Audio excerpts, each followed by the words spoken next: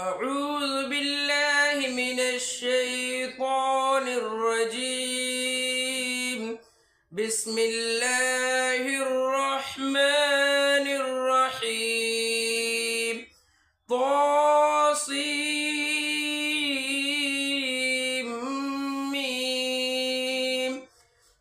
تلك آيات الكتاب المبين. لعلك باخع نفسك ألا يكونوا مؤمنين إن نشأ ننزل عليهم من السماء آية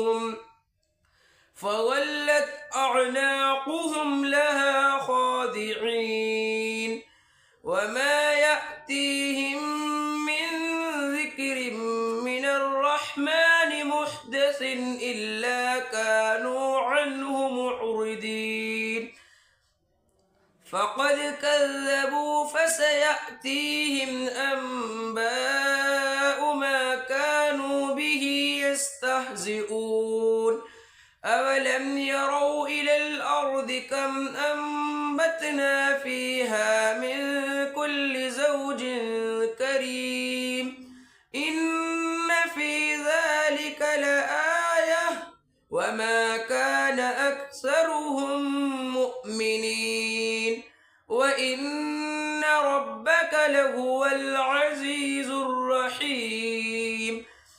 وإذ نادى ربك موسى أن ائت القوم الظالمين قوم فرعون ألا يتقون قال رب إني أخاف أن يكذبون ويضيق صدري ولا ينطلق لساني فأرسل إلى هارون ولهم علي ذنب فأخاف أن يقتلون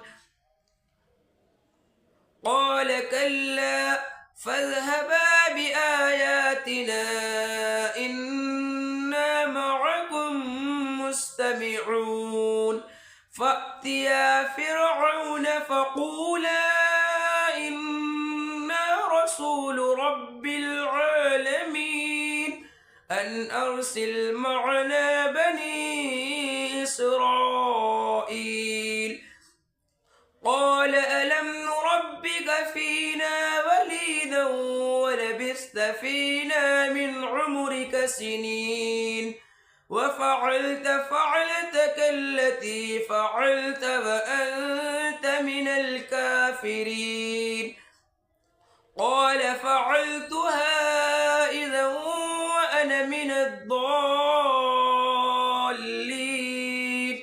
ففررت منكم لما خفتكم فوهب لي ربي حكما وجعلني من المرسلين وتلك نعمة تمنها علي أن عبدت بني إسرائيل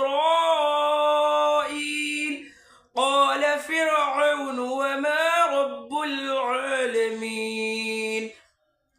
قال رب السماوات والأرض وما بينهما إن كنتم موقنين قال لمن حوله ألا تستمعون قال ربكم ورب آبائكم الأولين قال إن رسولكم الذي أرسل إليكم لمجنون قال رب المشرق والمغرب وما بينهما إن كنتم تعقلون قال لئن اتخذت إلها غيري لأجعلنك من المسجونين قال أفلو جئتك بشيء مبين قال فأت به إن كنت من الصادقين فألقى عصاه فإذا هي ثعبان مبين ونزع يده فإذا هي بيضاء للناظرين. بسم الله الرحمن الرحيم.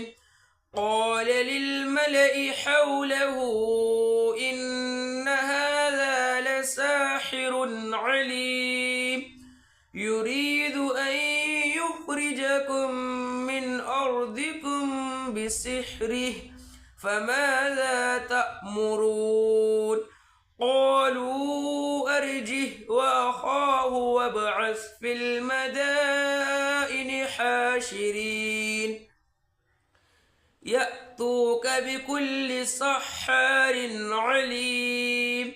فجمع السحرة لميقات يوم معلوم وقيل للناس هل أنتم مجتمعون لعلنا نتبع السحرة إن كانوا هم الغالبين.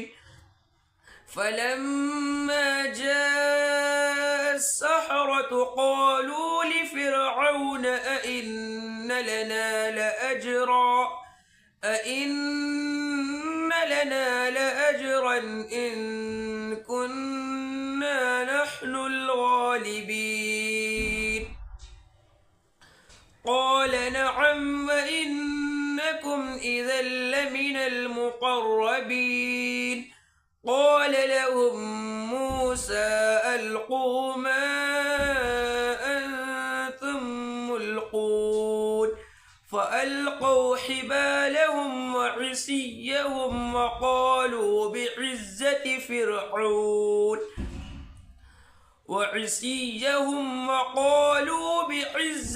فرعون إنا لنحن الغالبون. فألقى موسى عصاه فإذا هي تلقف ما يأفكون فألقي السحرة ساجدين قالوا آمنا برب العالمين رب موسى وهارون. قال آمنتم له قبل أن آذن لكم إنه لكبيركم الذي علمكم السحر فلسوف تعلمون لأقطعن أيديكم وأرجلكم من خلاف ولأصلبنكم أجمعين. قالوا لا ضير إنا إلى ربنا لمنقلبون إنا نطمع أن يغفر لنا ربنا خطايانا أن كنا أول المؤمنين. السلام علیکم ورحمۃ اللہ وبرکاتہ۔ ترجمہ قرآن کے سلسلے میں آج ہم نئی سورہ شعراء مکی صورت ہے، اس کا مطالعہ شروع کر رہے ہیں۔ شروع کے 3 رکوع کی تلاوت آپ نے سماعت فرما لی، آیت نمبر 1 سے آیت نمبر 51 تک۔ اس کا ترجمہ اور تفسیر آپ کے سامنے میں پیش کروں گا۔ سورہ شعراء جو ہے یہ مکی صورت ہے، اس میں 227 آیتیں ہیں اور 11 رکوع ہیں، چھوٹی چھوٹی آیتیں ہیں۔ شعراء جو ہے شاعروں کی جمع کو کہتے ہیں اور مکی صورتوں میں آیات کے حساب سے سب سے بڑی صورت ہے، 227 آیتیں۔ سائز کے اعتبار سے سب سے بڑی صورت سورہ اعراف ہے مکی صورتوں میں، اور اس میں اچھے اور برے دونوں شاعروں کا ذکر آیا ہے۔ الحمدللہ رب العالمین والصلاۃ والسلام علی رسول الکریم وعلی آلہ وصحبہ اجمعین، اما بعد، فاعوذ باللہ من الشیطان الرجیم، بسم اللہ الرحمن الرحیم، رب اشرح لی صدری ویسر لی امری واحلل عقدۃ من لسانی یفقہوا قولی، سبحان ربک رب العزۃ عما یصفون وسلام علی المرسلین والحمدللہ رب العالمین۔ شروع کرتا ہوں اللہ تعالیٰ کے نام سے جو بڑا مہربان نہایت رحم فرمانے والا ہے۔ سورہ شعراء 19واں پارہ آیت نمبر 1۔ تا سین میم یہ حرف المقطعات ہیں، ان کا علم اللہ اس کے رسول ہی کو ہے۔ یہ آیتیں روشن کتاب کی ہیں، مطلب خود روشن، سمجھنے والے کے باطن کو روشن کر دیں، ایسی کتاب اس کی آیتیں ہیں۔ ان کے ایمان نہ لانے پر شاید آپ تو اپنی جان کھو دیں گے۔ یہ اللہ کے رسول صلی اللہ علیہ وسلم کو جو ہے وہ اللہ نے تنبیہ کی ہے کہ اپنے آپ کو آپ ہلاک کر لیں گے۔ حضور لوگوں کے ایمان لانے کی چاہت رکھتے تھے بہت زیادہ، اور اس میں بہت غم کرتے تھے اس بات کا۔ ہم اپنا سوچیں، کیا داڑھی ٹوپی سے سنت ادا ہو جائے گی؟ کیا ہم جو ہے راتوں میں دعا کرتے ہیں لوگوں کے لیے؟ کیا ہم اتنی خوبصورت لوگوں کو آگ میں جاتا ہوا دیکھ کے کیا ان کی فکر کرتے ہیں؟ کیا تڑپتے ہیں؟ کیا آخرت پہ ہمارا ایمان ہے؟ کیا جتنی بھی غائب چیزیں ہیں، اللہ، اس کا رسول، اس کی کتاب کے جو احکامات ہیں یا فرشتے ہیں، ان پہ ہمارا ایمان ہے؟ سوچ کے دیکھیں آپ کہ نبی کس طرح سے تڑپتے تھے کہ اللہ رب العزت بار بار قرآن میں انہیں ٹوکتا رہتا ہے، اور ہم جو ہیں بے فکری کے ساتھ اپنی بریانیوں میں، نہاریوں میں اور سونے میں، عیش و عشرت میں لگے ہوئے ہیں۔ ہمیں دعوت کی کوئی فکر نہیں ہے، اسی لیے اتنی زیادہ پریشانی مسلمانوں پہ آ رہی ہے۔ اگر ہم واقعی داعی ہوتے تو آپ یقین کریں، داعی ہونے کی برکت اتنی ہے کہ اللہ کبھی اس طرح کے عذاب یا اس طرح کی آزمائشیں نہیں ڈالتا جیسی آج امت مسلمہ پہ ہے۔ آیت نمبر 4، اگر ہم چاہتے تو ان پر آسمان سے کوئی ایسی نشانی اتارتے کہ جس کے سامنے ان کی گردنیں خم ہو جاتی، مطلب جسے مانے بغیر ان کو چارہ ہی نہ ہوتا، مگر اس میں اللہ کی حکمت ہے، مہلت میں جبر نہیں کیا، اختیار دیا، ول پاور دی، چاہے مانے یا نہ مانے، کیونکہ یہ تو امتحان کے لیے اللہ رب العزت نے 60-70 سال کی زندگی دی، اور ان کے پاس رحمان کی طرف سے جو بھی نئی نصیحت آئی یہ اس سے روگردانی کرنے والے بن گئے، مطلب مانا نہیں انہوں نے، ان لوگوں نے جھٹلایا ہے۔ اب ان کے پاس جلدی سے اس کی خبر آ جائے گی جس کے ساتھ وہ مسخرہ فن کر رہے ہیں، مطلب عذاب جس کے یہ مذاق اڑاتے تھے کہ لا کے دکھاؤ، وہ آنے والا ہے، ان کے اوپر عذاب آ جائے گا اب ان کے اوپر۔ کیا انہوں نے زمین پر نظریں نہیں ڈالیں کہ ہم نے اس میں ہر طرح کی نفیس جوڑے کس قدر اگائے ہیں، مطلب جو انسان کے لیے فائدہ مند، غلہ، جانور، پھل، ہر چیز کو اللہ رب العزت نے انسان کے لیے اگایا ہے زمین میں۔ بے شک اس میں یقیناً نشانی ہے، اور ان میں سے اکثر لوگ مومن نہیں ہیں، مطلب انہیں نشانی چاہیے، تو ان سب چیزوں میں نشانی ہے اللہ رب العزت کی کہ اللہ نے کس طرح کی چیزیں اس میں بنائی ہیں۔ تو یہ جو قدرت دیکھنے کے بعد بھی اگر یہ نہیں مانتے تو پھر یہ ایمان والے نہیں ہیں۔ اور تیرا رب یقیناً وہی غالب اور مہربان ہے، مطلب اس طرح کی جو منہ مانگے معجزے جو اللہ چاہے تو دکھا سکتا ہے، مگر رحیم اور مہربان ہے، کیونکہ اس کے بعد تو مہلت ہی نہیں رہتی تاکہ کچھ لوگ اور بھی ہوں اور ایمان میں آ جائیں، توبہ کی طرف آ جائے۔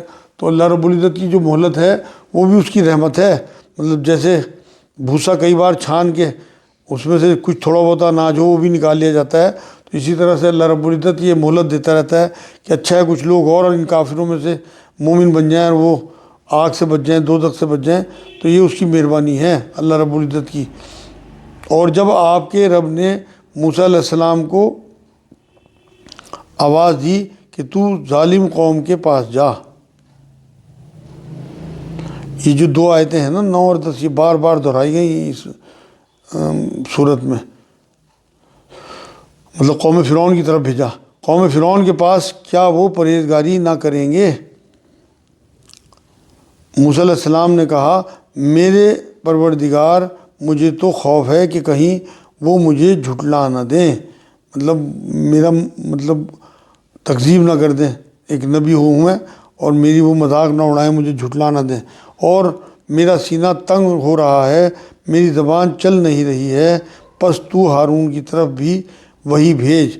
یہ عاجزی ہے، آسانی سے جو ہے التجا کی اپنے اللہ سے موسیٰ علیہ السلام نے کہ میری جو سینہ جو ہے وہ بھیجتا ہے خوف سے، اور میری زبان چل نہیں رہی، مطلب لغنت، یہ زیادہ فراڈے سے نہیں بول پاتا، جیسے ذاکر نائک کہتے ہیں کہ میری زبان میں لغنت تھی، مگر جب اللہ نے مدد کی تو آج کتنے بڑے دائی ہیں۔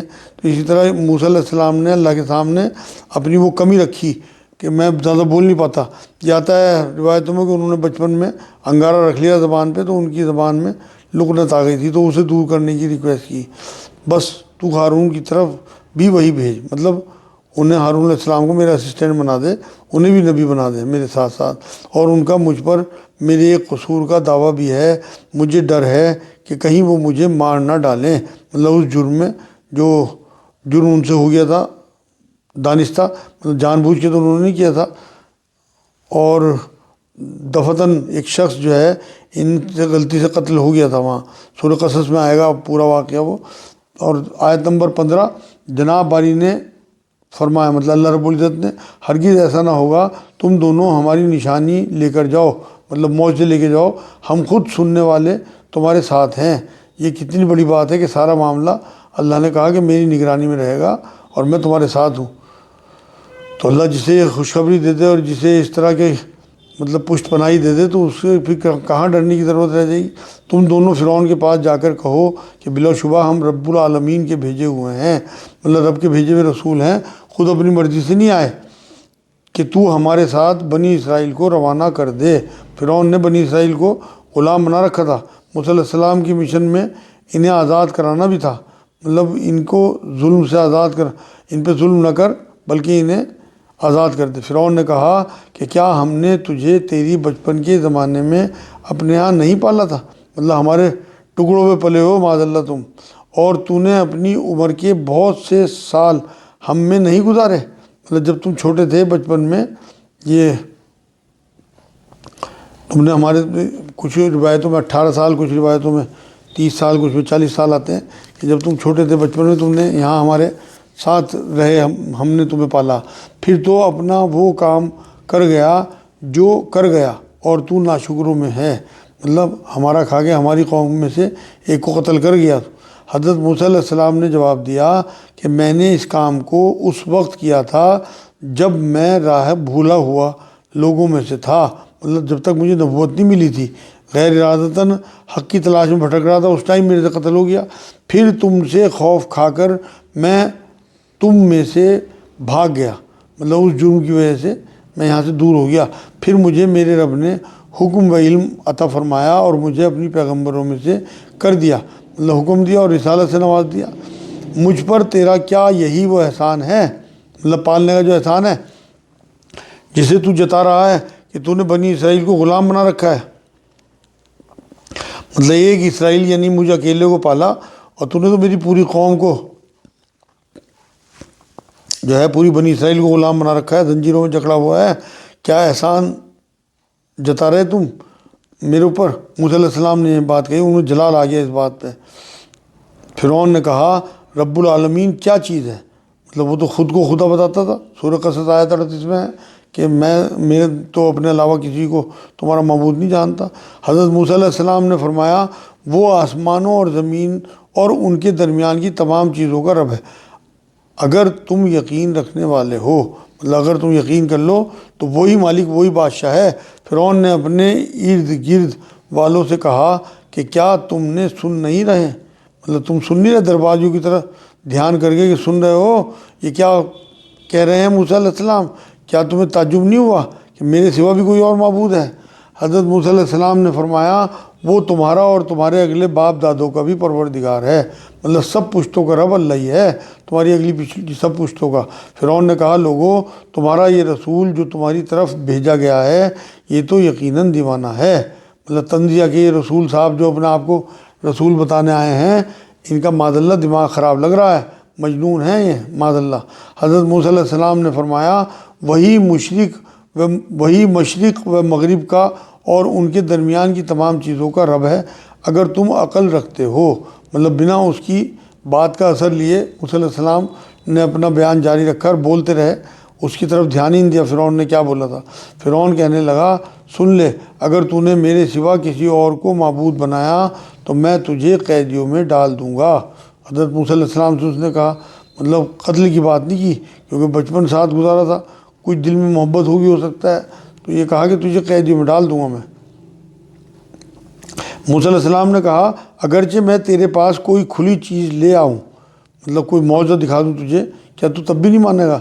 فرعون نے کہا اگر تو سچوں میں ہے تو اسے پیش کر، مطلب اس کی مت ماری گئی۔ فرعون نے کہا کہ دکھا مجھے معجزہ دکھا، اور وہ بات آگے بڑھی. آپ نے اسی وقت مطلب موسیٰ علیہ السلام نے اپنی لاٹھی ڈال دی جو اچانک کھلم کھلا زبردست اژدھا بن گئی. مطلب پہلے چھوٹا سانپ پھر دیکھتے ہی دیکھتے اژدھا بنتی چلی گئی وہ لاٹھی ان کی. اور اپنا ہاتھ کھینچ نکالا تو وہ بھی اسی وقت ہر دیکھنے والے کو سفید چمکیلا نظر آنے لگا. مطلب گریبان میں سے ہاتھ نکالا تو وہ بھی چاند کے ٹکڑے کی طرح چمک رہا تھا. یہ دوسرا معجزہ تھا. فرعون اپنے اس آس پاس کے سرداروں سے کہنے لگا بھائی یہ تو کوئی بڑا دانا جادوگر ہے. مطلب یہ تو واقعی کوئی ماہر جادوگر ہے، کیونکہ جادو کا زمانہ تھا، وہاں جادوگر بہت ہوتے تھے. تو اس نے فوراً ان کا دھیان اس طرف لگا. یہ تو چاہتا ہے کہ اپنے جادو کے زور سے تمہیں تمہاری سرزمین سے ہی نکال دے. بتاؤ اب تم کیا حکم دیتے ہو، مطلب تمہارا کیا مشورہ ہے؟ ان سب نے کہا آپ اسے اور اس کے بھائی کو مہلت دیجیے اور تمام شہروں میں ہر کارے بھیج دیجیے. مطلب تمام ملک میں ڈھنڈورا پٹوا دیں کہ ہر جگہ سے جادوگر آ جائیں اور اکٹھا کریں اور لوگوں کو بھی اکٹھا کریں اور پھر لوگ دیکھیں ان کے جادو کو. جو آپ کے پاس ظالم جادوگر ہوں ان کو لے آئیں. مطلب تمام جتنے ہی ماہر جادوگر ہیں ملک کے انہیں بلا لیں. پھر ایک مقرر دن کے وعدے پر تمام جادوگر اکٹھے کیے گئے. مطلب ان کی تعداد میں اختلاف ہے، کوئی 12,000 بتاتا ہے، کوئی 17,000، کسی روایت میں 19 ہے، کسی میں 30، کسی میں 80,000 تک آئی ہے بات. تو سورہ اعراف اور سورہ طٰہٰ میں جہاں یہ واقعہ بیان ہوا ہے وہاں تعداد نہیں بتائی گئی، اور نہ کسی صحیح حدیث سے یہ بات معلوم ہوتی ہے. بس جو حشر جادوگروں کا ہوا ہے وہ سورہ انبیاء 18 میں بیان ہوا ہے کہ اللہ رب العزت نے کس طرح سے ان کے جادو کو ختم کیا، لیکن ان جادوگروں کی تعداد کوئی نہیں بتائی گئی. تو یہاں پھر ایک مقررہ دن کے وعدے پر تمام جادوگر جمع کیے گئے، مطلب انہیں اکٹھا کیا، اور ایسا دن تھا وہ تہوار کا دن تھا. سورہ انبیاء 18 میں اللہ نے کہا کہ جب اللہ چاہتا ہے تو سچ کو جھوٹ پہ کے سر پہ ایسا وار کرتا ہے کہ اس کا بھیجا نکال دیتا ہے، مطلب اور جھوٹ جو ہے وہ نابود ہو جاتا ہے. آیت نمبر 39 اور عام لوگوں سے بھی کہہ دیا گیا کہ تم سب بھی مجمع میں حاضر ہو جاؤ. مطلب آپ عام لوگوں کو جمع ہونے کو ڈھنڈورا پیٹا گیا تماشا دیکھنے کے لیے، تاکہ اگر جادوگر غالب آ جائیں تو ہم انہی کی پیروی کریں. مطلب اگر یہ ہمیں جادوگروں کی پیروی کرنی ہے تو ہم غیر قوم کے موسیٰ علیہ السلام کی پیروی کیوں کریں؟ وہ دونوں جادوگر سمجھ رہے تھے، اپنے کسی جادوگر کی پیروی کریں گے. جادوگر آ کر فرعون سے کہنے لگے کہ اگر ہم جیت گئے تو ہمیں کچھ انعام بھی ملے گا. مطلب انعام کے لالچ میں غال ٹپک رہی تھی ان کی. ہر دور میں جو چیز سب سے زیادہ پاپولر ہوتی ہے تو اللہ اسی سے ملتے جلتے معجزے بھیجتا ہے. اس دور میں جادو جو اس کا بڑا زور تھا تو اللہ رب العزت نے ایسے انتظام کر دیا کہ جادوگروں کے سامنے موسیٰ علیہ السلام کے معجزے پیش ہوں گے. فرعون نے کہا ہاں بڑی خوشی ہے، بلکہ ایسی صورت میں تم میرے خاص درباری بن جاؤ گے، مطلب مقرب بن جاؤ گے بادشاہ کے. مطلب قرب جو ہے وہ مال سے بڑی چیز ہے. بڑے لوگوں کا اگر کسی کو کسی بڑے منتری کا یا پردھان منتری کا قریبی مانا جائے تو اس کی جو ہے اس کے سامنے کوئی ٹکتا نہیں، پھر وہ اپنے آپ کو پتہ نہیں کیا سمجھنے لگتا ہے. اور جو سب کا جو ہے بادشاہ ہے، جو سب کا منتریوں کا منتری ہے اللہ، اس کی اگر کسی کو قرب مل جائے تو اس کی ویلیو کیا ہوگی. تو جب یہیں کے جو ختم ہونے والے منسٹر ہیں ان کے سامنے جو ہے اگر کوئی ان کا ساتھی آ جائے تو وہ کسی کی ویلیو نہیں سمجھتا، اور اللہ کے اگر قریب کوئی ہو جائے تو اس کی تو پھر ویلیو ہوگی آخرت میں. فرعون نے کہا ہاں بڑی خوشی سے، بلکہ ایسی صورت میں تم میرے خاص درباری بن جاؤ گے، مطلب بادشاہ کے قریب ہو جاؤ گے، بہت نوازے جاؤ گے سارے کے سارے. حضرت موسیٰ علیہ السلام نے جادوگروں سے فرمایا کہ کچھ تمہیں ڈالنا ہے تو ڈال دو. مطلب پہلے ڈالنے کی انہوں نے ان سے کہا کہ پہلے تم ڈالو. اس میں یہ حکمت نظر آتی ہے کہ لوگوں کو لگے کہ پیغمبر کی چیز سے ڈرتے نہیں، کتنا ہی بڑا مجمع ہو، کتنا ہی بڑا جادو ہو، پیغمبر کے لیے کوئی معنی نہیں رکھتا.